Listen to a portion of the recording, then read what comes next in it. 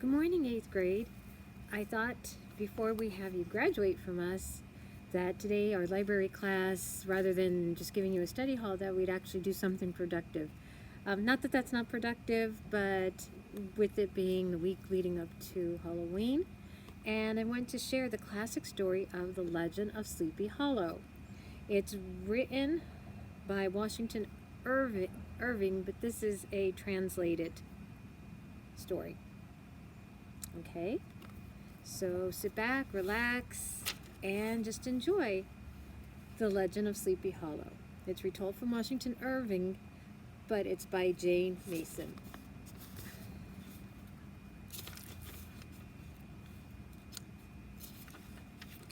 Chapter 1. Sleepy Hollow. Tarrytown sat on the shores of the mighty Hudson River in New York State. It was a pretty town with hills and valleys, rushing streams and lush forests. Tarrytown was a truly beautiful place, but it was also cursed. Cursed with the presence of ghouls and goblins, witches and ghosts. Many of these ghosts were not friendly, and all of them loved to terrorize the good people of Tarrytown. Yes, there was definitely something strange in the air around Tarrytown. Folks who lived near there, and even those passing through, wandered around like they were in a dream. They saw things and heard things. They spent a lot of time thinking and talking about ghosts. You may wonder why the place where you live is not inhabited by ghosts. Well, I can tell you why. It is because most towns are quite modern. People come and go. Things change. In those towns and villages, ghosts come out of their graves and find that their friends have moved away. There is no one left to visit or haunt, so they stay quietly in their graves and they behave themselves. But this was not the case in Tarrytown. The farmers who had settled there stayed a long time, as did their families, and so there were hauntings aplenty. Some people said the town was bewitched by a German doctor during the early days of Tarrytown settlement. Others claimed that an old Indian chief had held his powwows there before white people arrived. During the Revolutionary War, soldiers from the British and American armies marched and fought in the area, and some died. It was the spirits of these men who lingered near Tarrytown, and not far from Tarrytown was a particularly haunted place called Sleepy Hollow. At first glance, Sleepy Hollow seemed to be nothing more than a quiet wooded valley. Giant walnut trees grew straight and tall. Lush grasses and shrubs covered the ground, and in the spring and summer, beautiful wildflowers bloomed on the banks of a bubbling stream. But beneath its lovely exterior lay something dark and mysterious. To the untrained ear, the sound of that murmuring stream was the only noise in Sleepy Hollow. But if you knew better, or if you just listened very, very carefully, you might hear footsteps or horses' hooves or even horrible shrieks. Because in Sleepy Hollow, a restless ghost was almost always on the prowl. Chapter 2. The Headless Horseman. Of all the ghosts who lingered around Sleepy Hollow, the most famous and terrifying was the Headless Horseman. Nobody knew exactly who he was, but most believed him to be the ghost of an unfortunate soldier whose head had been shot off by a cannonball during a battle in the Revolutionary War. Unable to rest in peace, the horseman rose from his grave in a nearby churchyard every night. He and his horse raced across the countryside to the place of this final battle, searching desperately for his head.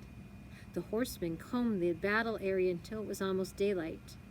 Then, knowing that he must return to his grave before the sun rose, he roared back through the forest of Sleepy Hollow with his cloak flapping behind him like the wings of a giant blackbird. Some said that the horseman carried a pumpkin head wherever he went. It sat in front of him, resting on the saddle.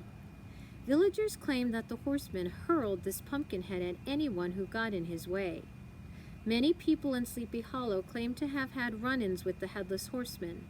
Some had been awoken from sleep at night by thundering hooves outside their windows. Others had been dragged on wild rides through the countryside on the back of the horseman's black horse. Still others had been attacked as they walked home from a long day's work. The people of Tarrytown spoke often about the headless horseman of Sleepy Hollow. At parties and gatherings, children and grown-ups sat around the fireplace to hear tales of his nightly rides. When caught out after dark, the townspeople made as much noise as they could, tramping loudly through the woods. Everyone knew it could be deadly to surprise the headless horseman. Chapter 3. Ichabod Crane. It was true that the native people of Tarrytown were obsessed with ghosts and apparitions, and most of all they feared the headless horseman. But people who moved to Tarrytown from other places were also soon entranced by the spookiness of the area. After living there for only a short time, they seemed to catch the ghost fever of the land. Such was the case for young Ichabod Crane, who moved to Tarrytown from the neighboring state of Connecticut. Ichabod was an odd man with a smattering of talents. His life was a patchwork of many different things. Ichabod was funny-looking. He had a small head, big ears, and glassy green eyes. His feet were enormous. His arms and legs were unbelievably long. In fact, his hands seemed to dangle a mile below his shirt sleeves. When seen at a distance, you might have thought he was a scarecrow who had wandered out of his cornfield. As for his work, Ichabod was first and foremost a schoolteacher. He had moved to Tarrytown to teach in the one-room schoolhouse that was located in the spooky valley of Sleepy Hollow itself. Even though Ichabod looked funny, his students liked him. He was strict, of course. He made sure his students worked hard at their subjects, reading, writing, and math, and he was quick to punish a student who was late or misbehaving in class. But he was also fair, and he treated everyone equally. During recess, Ichabod sometimes played games with the older children, and he was always willing to referee the students' games. When the school day was over, Ichabod often spent the afternoons with his students. He helped them with their homework or fished with them in the nearby stream, and he often walked with the younger children, seeing them safely home. Ichabod was also a singing teacher. He was proud of his voice and sang loudly in church, when walking through the countryside, and while bathing. Ichabod loved psalms and other songs sung in church. He knew nearly all of the church songs by heart, and he enjoyed his job of teaching them to his students. On Sundays, Ichabod strutted across the front of the church and took his position near the altar. His children's choir was on one side of him, the congregation on the other.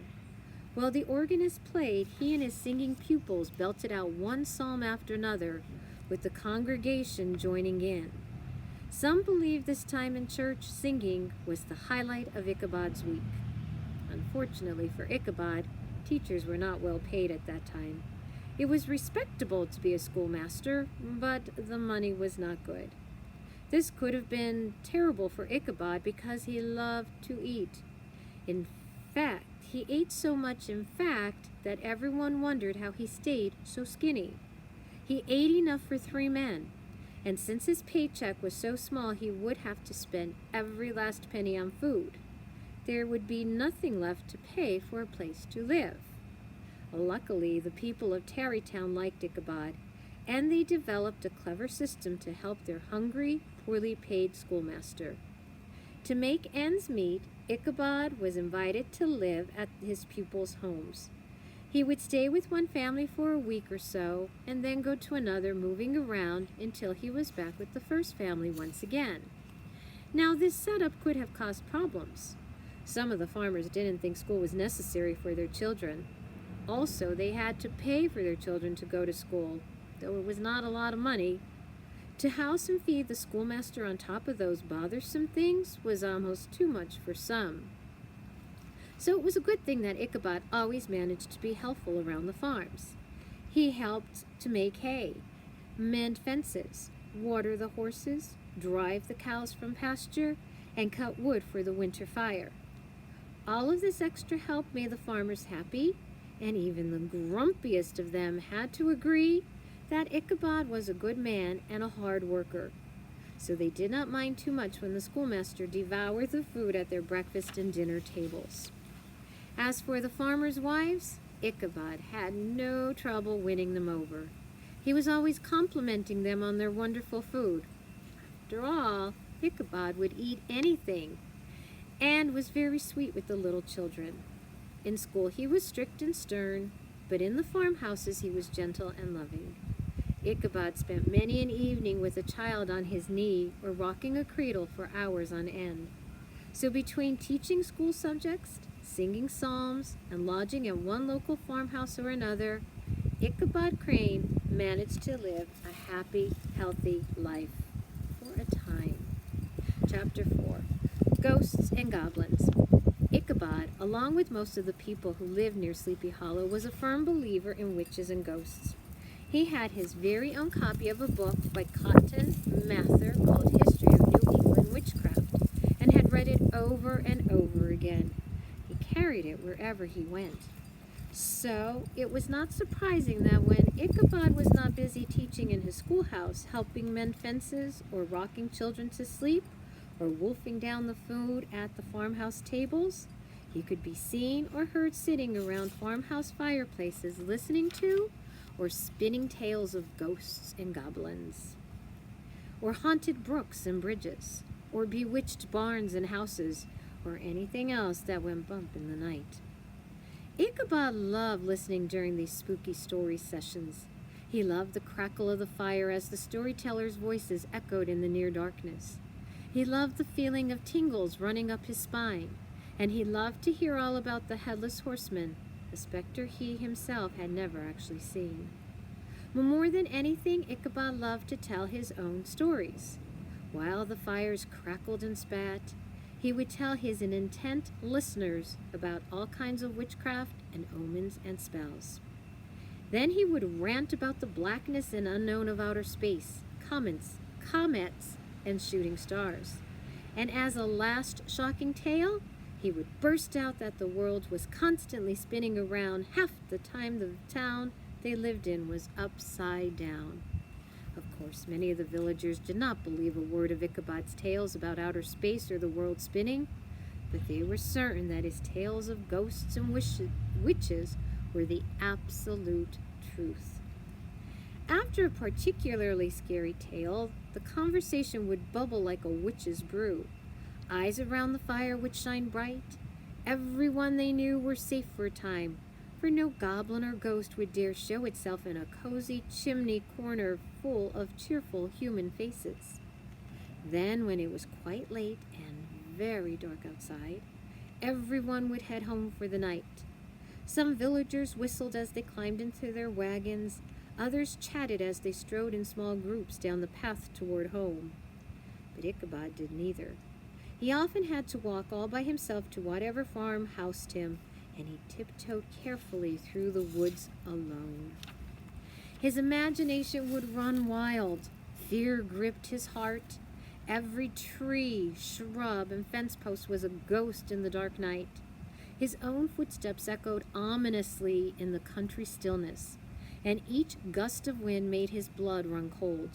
He was certain that each time he heard a thump or a gust or a snap, it was none other than the Headless Horseman.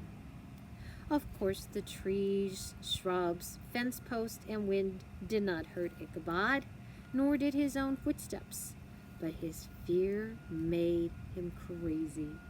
It was only when he finally reached the cozy farmhouse where he was staying that he felt better. Then, as he laid in bed in the dark, Ichabod could not help listening for bumps and howls in the night. Or more than once, just outside his window, Ichabod was certain he heard the galloping hoofs of the Headless Horseman. Chapter 5. Lazy Afternoons. Despite this terrifying walks home and the fitful nights, Ichabod went to every storytelling gathering he could. He could not help himself. He was as hungry for haunted tales as he was for food. He simply could not get enough. When he was in class with his students, his mind was firmly focused on teaching and keeping his students in line. He made sure his students worked hard and learned their subjects well. Once school let out, though, Ichabod's mind once again drifted to hauntings. He often spent the afternoon lying on a bed of clover, poring over Cotton Mather's history of New England witchcraft. During the day, these tales did not frighten him very much. He could read the most gruesome tale, like the one about the farmer who had been shot in the stomach and now strode through his barn with the blood and intestines oozing out of his middle, and not even flinch. But as he became more and more absorbed in the book he was reading, the afternoon always wore on. And as it did every day, the sun would set, and a quiet hush would settle over the forest. By the time Ichabod had closed his book and taken a good look around, the shadows were long. Dusk, that terrible in-between time when it was neither light nor dark, was upon him. Looking around wearily, Ichabod would get up from his comfortable spot and pack up his bag. How did it get to be so late? He would wonder as he started down the trail to the farm where he happened to be lodged. As Ichabod made his way through Sleepy Hollow, the evening shadows always startled him. The snap of sticks under his feet raised the hair on the back of his neck. The occasional sound of a woodland creature, a moaning whippoorwill or a crying tree toad or a screaming screech owl, sent poor Ichabod off the hard-to-see trail more than once. He often called out, "Who's there?" in distress. And when Ichabod had to walk under a thick canopy of trees or past the darkest swamp or bog, a firefly almost always streamed across his path.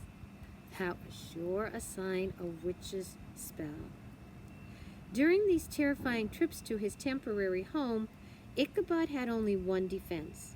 Unlike on his silent walks home after a good ghost story gathering, Ichabod sang psalm tunes to drive away the evil spirits and spells. As he crept around each bush and tree, he belted out a solemn line from a favorite church song.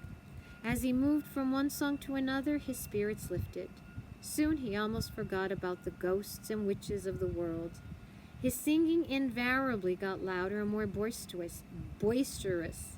His nasal voice carried over the farmlands, and in this way the good people of Tarrytown always knew that Ichabod Crane was passing by on his way home for the evening. There was one night, however, when Ichabod stopped singing in the middle of a psalm tune.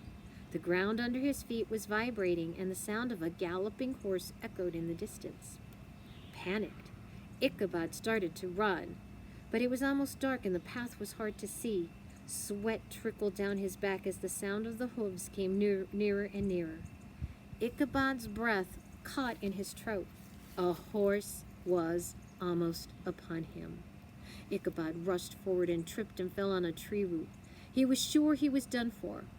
But a moment later, the horse and rider raced right by him in a nearby field, disappearing into the darkening night. Still breathing heavily, Ichabod got to his feet. He was sure he had barely escaped an encounter with the Headless Horseman. Chapter 6, Singing Lessons. While some farmers in the area did not think it was important that their children go to school, everyone agreed that it was a great honor to have a child in the church choir. As a result, Ichabod had a large gathering of students each week for his singing classes. Ichabod ran these singing lessons like he ran his regular schoolroom, strictly but fairly. If his students had little talent, he did not punish them for being off-key, but he made them practice hard just the same. And if students had a natural gift, he never let them off easily, but demanded that they work equally hard at learning and performing the music. But in spite of his overall fairness, there was one singing student whom Ichabod could not seem to criticize, and that was 18-year-old Katrina Van Tassel. Katrina was beautiful. She wore pure gold jewelry, which always looked lovely against her pale skin.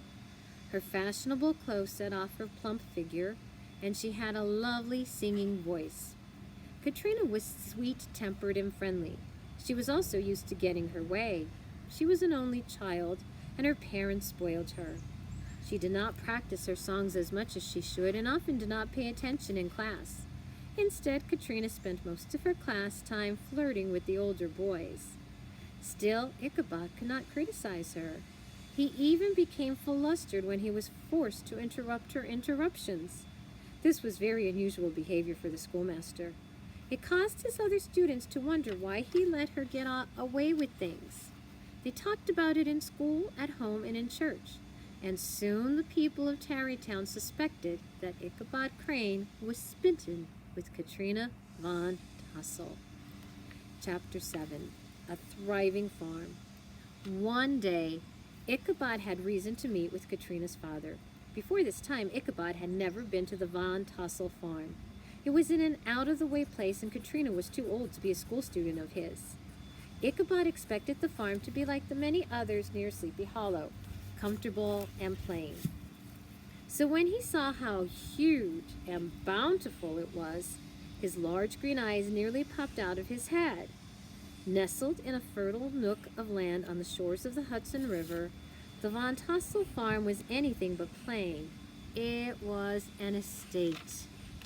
Fields of ripening crops spread in every direction. There was wheat, rye, buckwheat, and Indian corn. The trees in the orchards were heavy with ripened fruit, apples, pears, and pomegranates. The barn was as big as a church, for Von Tassel had many animals. A troop of fat pigs paraded across their pen. Turkeys gobbled merrily in the courtyard. Guinea fowls shouted contentment with their strange cries, and in an adjoining pond swam ducks and a squadron of snowy geese. Every nesting bird in the area seemed to make its home in the rafters of the huge barn. If it wasn't snuggled in its nest, it was on the roof, enjoying the warm sunshine. Not far from the barn, a clear freshwater spring bubbled up from the ground. The sweet water poured into a well made from a barrel, then spilled over and meandered through the grass to a neighboring brook. As Ichabod looked out over the vast farm, he was overcome by an intense hunger.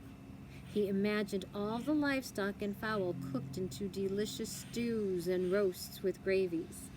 He could smell the orchard fruit baked into perfect pies and cakes. He wanted to sit at Mr. Von Tassel's dinner table and eat until he was too full to move. The farmhouse itself was equally grand. The front porch held benches and tables and a spinning wheel. Inside the front hall, ears of Indian corn and strings of dried apples and peaches were hung along the walls. A giant bag of wool from Van Tassel's sheep sat waiting to be spun into yarn. Another bag held coarse thread ready to be woven into clothing. Polished pewter platters, vases, and other dishes covered a long dresser. Through a slightly open door, Ichabod was able to peep into the beautiful parlor. Fancy wooden tables and claw-footed chairs were polished to a bright shine. Beautiful seashells decorated the fireplace, and a corner cupboard displayed numerous pieces of old silver and delicate china. Ichabod was beside himself. Never had he seen such wealth. The livestock, the crops, the furniture, the china. At that very moment, Ichabod was overtaken by greed.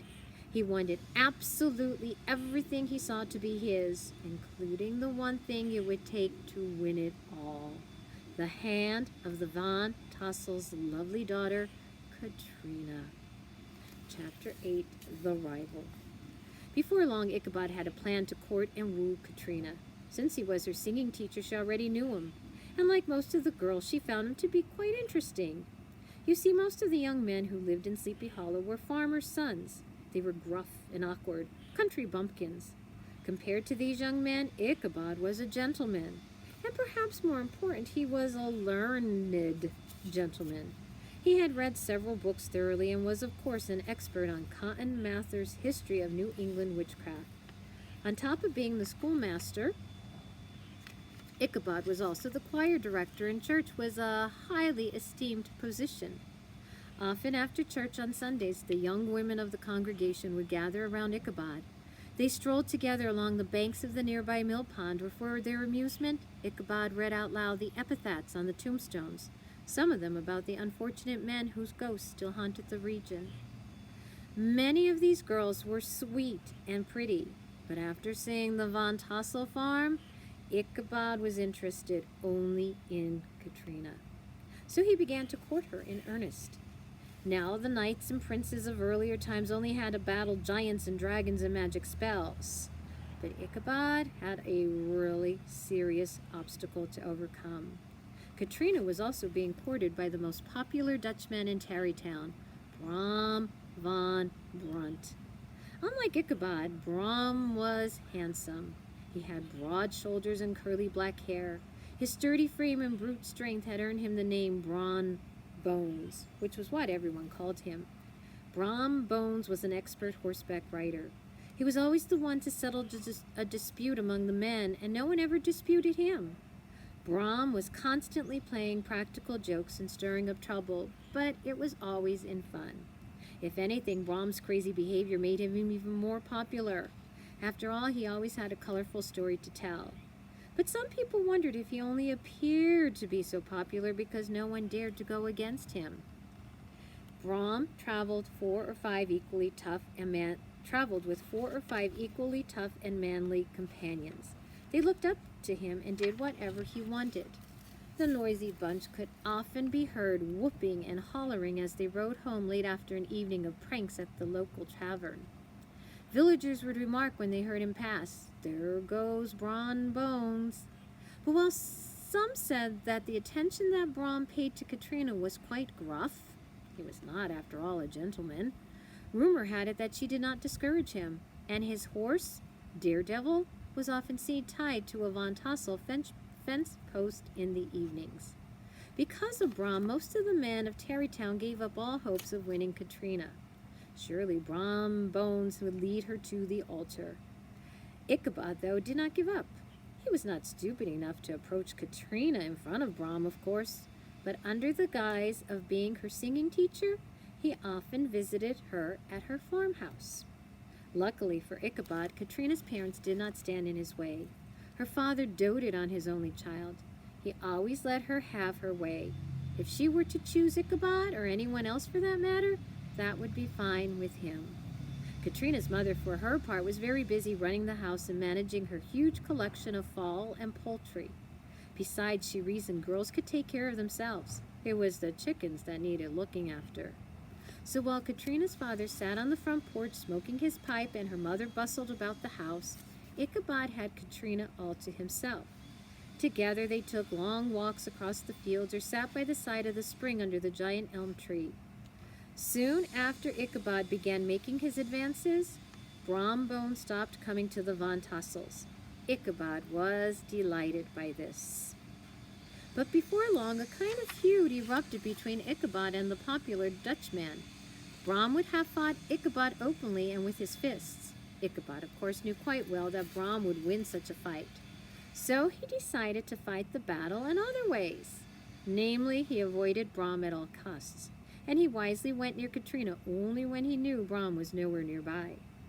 This system worked quite well for Ichabod, but there was a catch. Ichabod became the brunt of Brom's practical jokes and mischievous doings. There was the time Brom and his men broke into the schoolhouse and turned everything topsy-turvy. The place was such a mess that Ichabod thought witches were holding their meetings in his own schoolhouse. Worse, Brom made Ichabod look like a fool in front of Katrina. He trained a stray dog to whine and howl whenever Ichabod tried to teach Katrina a new song. The dog was so loud that neither Katrina nor Ichabod could hear anything else. And then there was the night that Brom and his gang followed Ichabod home after he'd been visiting Katrina. Ichabod was strolling happily through the woods, barely noticing that night was upon him, when the sound of galloping hooves suddenly surrounded him. Terrified, Ichabod began to run, but soon stopped in his tracks. A towering black steed was standing in his path. A moment later, a large, giant orange pumpkin sailed through the air, smashing into the ground just a few inches from Ichabod's feet. Ichabod stood rooted to the path, frozen with fear. It was not until he heard Brom's rumbling laughter that he had the courage to continue on his way home. Even so, he looked over his shoulder more than once before he got to the farmhouse where he was staying. Some of Brom's pranks were terrifying. If Ichabod hadn't been dead set on marrying Katrina, he might have given up out of fear. But he was determined, and he seemed to be winning the lady over. If things kept going his way, he'd soon have Katrina's heart and hand and the vast Van Tassel farm. Chapter 9, An Invitation. One warm autumn afternoon, Ichabod sat in his schoolroom while his students worked away at their seats. The room was quiet, and soft afternoon light filtered through the window. Ichabod's desk was full of items he'd had recently taken from his more devious students: a half-munched apple, 2 whirligigs, a fly cage, and several paper animals. Ichabod was thinking about the fate of his relationship with Katrina when a clattering of hoofs caught his attention. A burly man on a wild-looking colt raced up to the schoolhouse, jumped down, and tied his horse to a railing. A moment later, the messenger came thundering into the schoolhouse. While the students looked up in surprise — interruptions at the schoolhouse were very rare — Ichabod hurried to the door to see what the man was after. The man grinned and handed Ichabod an invitation. It was not just any invitation, either, but one to a quilting frolic at the farm of none other than Mr. Van Tassel. Ichabod was filled with glee, and the rest of the afternoon the schoolhouse was full of bustle and hubbub. The students were hurried through their lessons. Books were flung aside without being put neatly back on the shelves. Inkstands were turned over, benches were knocked down and not picked up, and the entire class was let out an hour early. The students tore out of the schoolhouse in excitement. Their whoops and hollers echoed across the hollow as they ran and jumped in the autumn sun. With the schoolhouse finally empty, Ichabod took his time getting ready for the party. Using the small piece of broken glass that hung in the back of the room as a mirror, he spent a very long time primping and preening. He brushed and shined his best and only black suit. He combed his hair this way and that, and he straightened his tie at least 6 times. When he was finally satisfied with his reflection, he set off to the farm where he was staying. He had a strong feeling that tonight would be an important night with Katrina, and he wanted to borrow a horse to make a good impression on her. Hans von Ripper, the owner of the farm where Ichabod was staying, was happy to oblige the schoolmaster. So Ichabod set forth, riding a horse, to the Van Tassel farm. To be honest, it must be told that the animal Ichabod rode was actually an ancient, broken-down plow horse. He was gaunt and shaggy, with a skinny neck and a thick head. His mane and tail were tangled and matted with burrs. One eye was missing a pupil, and the other had a remarkably evil gleam. Gunpowder, as the horse was called, had once been a favorite of his master's, and as Van Ripper was a fast and furious rider, it was thought that he had given his horse some of his own spirit. For as old as Gunpowder was, he still had a devilish spark about him. Ichabod was a good match for the funny-looking steed, for he too looked odd. He rode with very short stirrups which brought his knees clear up to his chest. His bony elbows stuck out like a grasshopper's legs. As Gunpowder jogged along, Ichabod's arms flapped like a pair of wings, and the skirts of his black coat fluttered back, practically to the horse's matted tail. Ichabod thought himself quite gallant as he rode along the trail to Katrina's house, but together with Gunpowder he was quite a strange sight, not very unlike some of the ghosts who wandered Sleepy Hollow in the dead of night. Chapter 10. Feasting and Merriment. After a lovely ride through the colorful countryside, Ichabod arrived at the Van Tassel estate. It was mobbed by the people of Tarrytown who had come to celebrate autumn. The farmers were dressed in their homespun coats and pants and wore polished pewter buckles. The farmers' wives wore ruffled hats and long-waisted dresses with scissors and pincushions hanging on the outside. The young women were dressed like their mothers, but sported straw hats or fine ribbons in their hair, and the young men wore short coats with rows of shiny brass buttons. Brom Bones was the hero of the party. He arrived on his horse Daredevil, a horse so wild and mischievous that he alone caused a stir, and of course Brom was dressed in his best. As Ichabod made his way to the farmhouse, he spied a group of girls already gathering around Brom. Once inside, though, Ichabod forgot all about Brom Bones.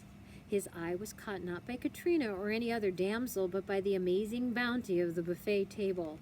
His eyes bugged out at the very sight of it, and his mouth began to water.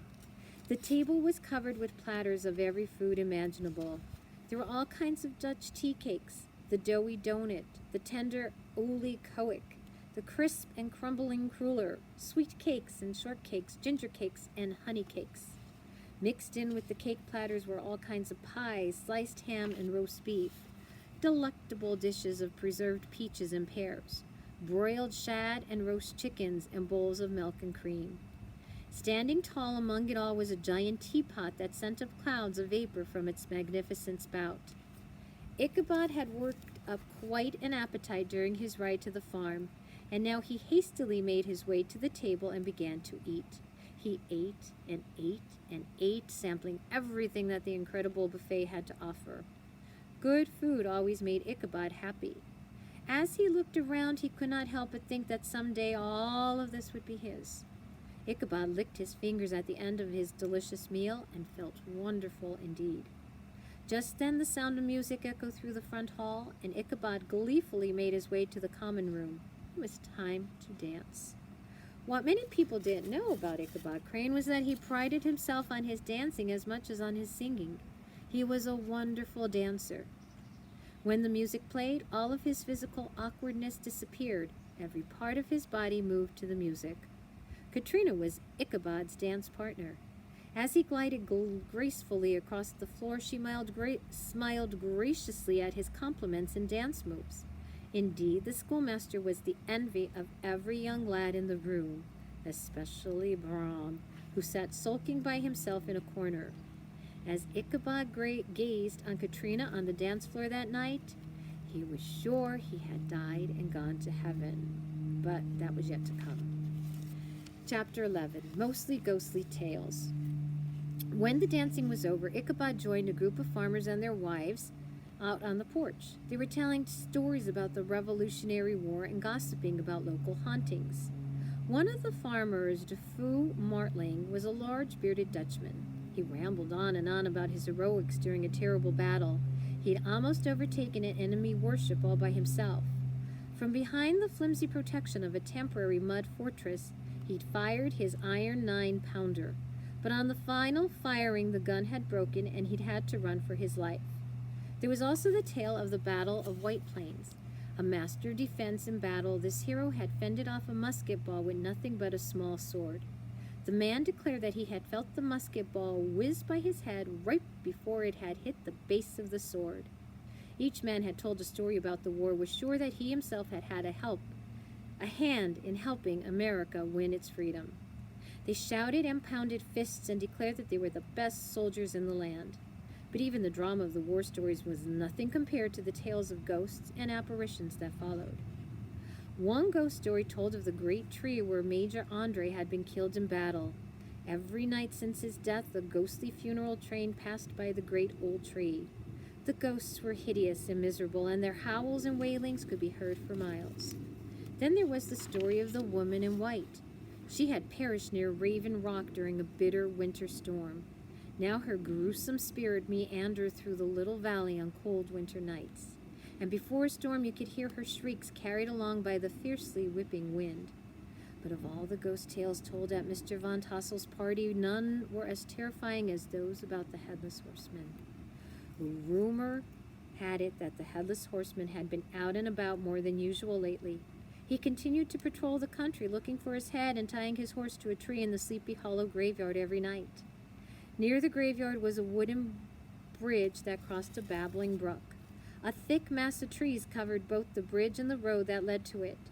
During the day, the bridge was a spooky place. At night, it was downright terrifying. It was also the favorite haunt of the Headless Horseman. The first Headless Horseman tale was the one about old Brower, who had always insisted there were no such things as ghosts. Apparently, the Headless Horseman wanted to prove Brower wrong. One evening, Brower was returning from Sleepy Hollow and met the horseman. The ghost commanded that Brower get up on his horse with him. Terrified for his life, Brower obliged. Together the two roared across the countryside on the back of the black steed. The horse traveled so fast that Brower could barely tell where they were. When they reached the bridge near the graveyard, the Headless Horseman suddenly turned into a glowing skeleton. With a bony hand, he pushed old Brower into the brook, then disappeared over the treetops with a booming clap of thunder. While most of the listening crowd nodded gravely at the end of the tale, there was one man who burst out laughing. It was Brom Bones, who had his own tale of the Headless Horseman. Being an expert rider himself, Brom was quick to refer to the Headless Horseman as some sort of inexperienced rider. Brom told about the time he had come across the headless horseman upon his return from a neighboring village. The horseman wanted to race with him for a bowl of punch. Of course, Brom was willing to take the bet. The two tore through the night at lightning speed over fences and fallen trees, through forests and across fields. Brom was riding Daredevil and declared that the horseman's steed was no match for his horse's incredible speed. Brom was about to win the race as they came to the church bridge. But a second later, just before the bridge, the headless horseman disappeared in a flash of fire. The people oohed and whispered to one another when Brom finished his story. "A flash of fire," someone whispered. "Into thin air," said another. "Gone, but due to return," muttered a third. Ichabod, having heard Brom's tale, felt pressed to add his own stories to the mix. He rambled on about the mischievous events that he had witnessed in his home state of Connecticut, as well as the fearful sights he had seen in his walks through Sleepy Hollow. As he wove his tales of dread, poor Ichabod did not know that the most fearsome sight of all was still to come. Chapter 12. Into the Night. Late in the night, the Van Tassel party broke up. The farmers gathered their families in their wagons and set out over the hills and fields. Some of the young men set their ladies on their horses, and they cheerfully rode off together. Ichabod remained behind to visit with Katrina, as was the custom. While he waited for her, he whistled happily. He was sure that he was on the road to success. When Ichabod came out of the meeting with Katrina, though, it was clear something had gone wrong. Nobody knows exactly what happened because the meeting had been private. But when Ichabod appeared again, he did not smile. He did not pause to grab a last morsel from the overflowing tea table. He did not gaze lovingly at the beautiful farmhouse. Ichabod went straight to the stable and roughly woke old Gunpowder, who was enjoying a restful snooze in a cozy stall. Climbing upon the back of the shaggy horse, Ichabod kicked Gunpowder's flanks hard and rode off into the black night. Ichabod seemed to be so upset over Katrina that he didn't notice how dark it was.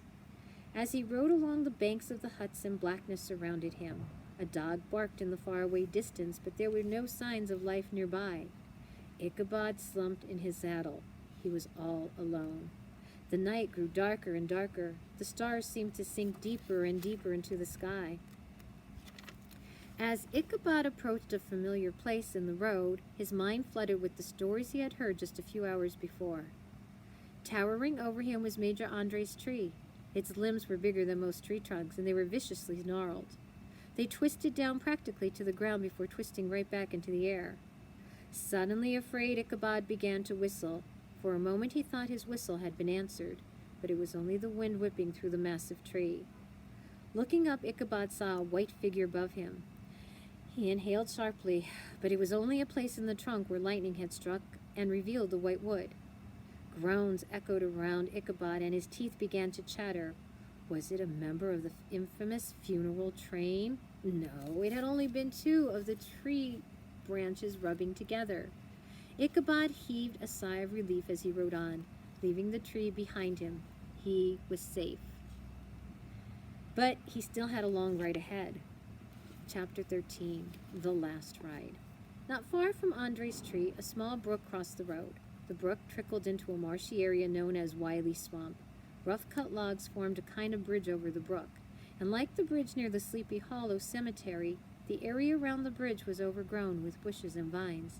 It was a very gloomy place. Crossing the bridge at night was a challenge for even the bravest soul, for this was the exact spot where Major Andre had been taken. The men who had done him in had hidden in the thick undergrowth. Ichabod steeled his resolve and gave Gunpowder a firm kick to urge him quickly onward. But instead of sprinting across the bridge, the wayward horse started to the side and crashed sideways into a fence. Furious and afraid, Ichabod tightened the reins and kicked the horse even harder. But the horse started off in the opposite direction, straight into a thicket of thorny bushes. Tightening the reins farther still, Ichabod kicked Gunpowder a third time. The horse dashed forward, snuffing and snorting, but a second later he stopped short right in front of the bridge. Ichabod nearly flew over the horse's head. At that moment, something stomped in the water on the other side of the bridge. In the dark shadows next to the water, Ichabod spotted a figure, huge, towering, black, and misshapen. The figure did not move. It simply stood there, as if waiting for its prey. The hair on the back of Ichabod's neck rose again. What could he do? If he tried to flee, the figure would certainly catch him. Summoning all of his courage, Ichabod cleared his throat and said, "Who are you?" The apparition did not answer, so Ichabod asked again. Still the figure was silent. Ichabod kicked Gunpowder, and the horse started across the bridge. As a panicked Ichabod neared the black figure, he did the only thing he could think of. He broke into a psalm tune. The black figure moved. Suddenly it was in the middle of the road, straight ahead. Though the night was very dark, Ichabod could now see that the figure was a horseman of some kind. Both the horse and the rider were large and strong-looking. Ichabod kept a tight rein on Gunpowder and urged the horse forward around the figure. But the silent black horseman followed him. Ichabod slowed his horse, but the other rider did the same. Ichabod had momentarily slowed his horse, but the other rider did the same. Ichabod had momentarily stopped singing and now wanted to start again, but his mouth was so dry he could not squeak out a single note. As the dark rider continued to follow him, Ichabod's heart sank in his chest. He was in terrible trouble. And then as they came over a little hill and into open air, Ichabod turned and got a better look at the horseman. Unable to stop himself, he gasped loudly. The man was headless, and a pumpkin head was riding on the saddle in front of its owner. Ichabod Crane was face to face with the headless horseman of Sleepy Hollow. Ichabod shuddered in horror and kicked Gunpowder hard. His horse took off at a gallop, but the other steed was quick to follow. The two raced through the inky night, sending up dirt and stones. Ichabod's clothes fluttered behind him as he leaned forward on his horse, pressing the animal on. But the headless horseman was fast and had no trouble keeping up. Finally, Ichabod came to the fork in the road that led to Sleepy Hollow. Just at the fork, Gunpowder made an abrupt turn and plunged downhill, heading straight for the headless horseman's bridge. Ichabod tried to remain calm, but during his frantic ride, Gunpowder's saddle had somehow gotten loose. Now it was falling off. Ichabod made a desperate attempt to hold the saddle on the horse, but it was no use.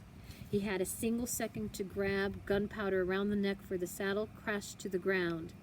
A moment later, he heard the headless horseman trample over it. For a split second, Ichabod worried about the wrath of Hans von Ripper. It was his good saddle, but a snort from the black steed on his heels reminded him that he had a much bigger problem to worry about. Still clutching Gunpowder's neck, Ichabod quickly looked up. The bridge was just a short way ahead, and beyond it was the church. Ichabod remembered the story Brom Bones had told at the Von Tassel party. The headless horseman had vanished at the bridge. If Ichabod could just make it that far, he'd be safe. But the black steed was closing in, its hot breath blowing on Ichabod's neck. Ichabod kicked Gunpowder yet again, and the old horse sprang across the bridge. Ichabod looked back to see the horseman vanish in a flash of smoke and light. But he didn't. Instead, the headless horseman rose up in his stirrups and hurled his horrid pumpkin head at Ichabod. Ichabod ducked, but it was too late. He was hit on the back of the head. A second later, he crashed to the ground. Chapter 14. The exciting conclusion. The mystery of Ichabod Crane. The next morning, Gunpowder appeared at his master's gate. He wore no saddle. His bridle was helter-skelter. Ichabod Crane did not appear for breakfast. He was not at the supper table. His students gathered at the schoolhouse, but there was no one to teach them. By the end of the day, Hans von Ripper began to worry. He was worried about Ichabod and also about his beautiful saddle. A search party was organized. Traveling on foot, they scoured the area. It did not take them long to find the traces of the previous night's events. Von Ripper's Sunday saddle was trampled in the mud. Ichabod's hat was lying on the edge of the brook, next to the deep black water, and next to the hat lay a shattered pumpkin. The brook was carefully searched, but the body of Ichabod Crane was never found. His few worldly possessions, some clothes, a book of psalms, a broken pitch pipe, and, of course, Cotton Mather's History of New England Witchcraft were thrown away. The school was moved to another part of Sleepy Hollow. Naturally, the people of Tarrytown talked a lot about the fate of poor Ichabod. Gossips and gazers gathered in the churchyard on Sundays and at the edge of the brook where the pumpkin and Ichabod's hat were found. The tales of old Brower and Brom Bones were repeated, and when all had been told and retold, the people of Sleepy Hollow came to the conclusion that poor Ichabod had been carried off by the headless horseman of Sleepy Hollow. But there were other rumors about what had happened to Ichabod as well. One local farmer was positive that the schoolmaster was so afraid of running into the headless horseman again that he had simply left town. The farmer reported that Ichabod had moved to New York. He had supposedly become a lawyer and a politician and was doing very well for himself. As for Brom Bones, he escorted Katrina von Tassel to the altar shortly after Ichabod's disappearance. And whenever Brom heard folks talk about Ichabod and the headless horseman, especially the part about the pumpkin, he would laugh out loud. Some people believe that Brom knew a lot more about the disappearance of Ichabod than he would admit, but nobody could prove it. The old Dutch housewives held firm. Whenever any discussion about Ichabod's disappearance arose, they declared that he'd been carried off by the headless horseman. By now, the story of Ichabod Crane has become quite famous. It's an old favorite, guaranteed to bring chills when told about a crackling fire on a cold winter's night. As the people of Tarrytown head home after a night of terrible tales, they often hear galloping hoofs echoing in the night. And those who listen very closely might sometimes even hear a low, sad psalm tune carried along by the wind, the long-forgotten voice of Ichabod Crane. The end. And for those who still need points, it is worth a point. Quiz number 152231. I hope you enjoyed. It was rather lengthy, but I hope you enjoyed it. And we'll see you soon. Have a happy Halloween. Bye.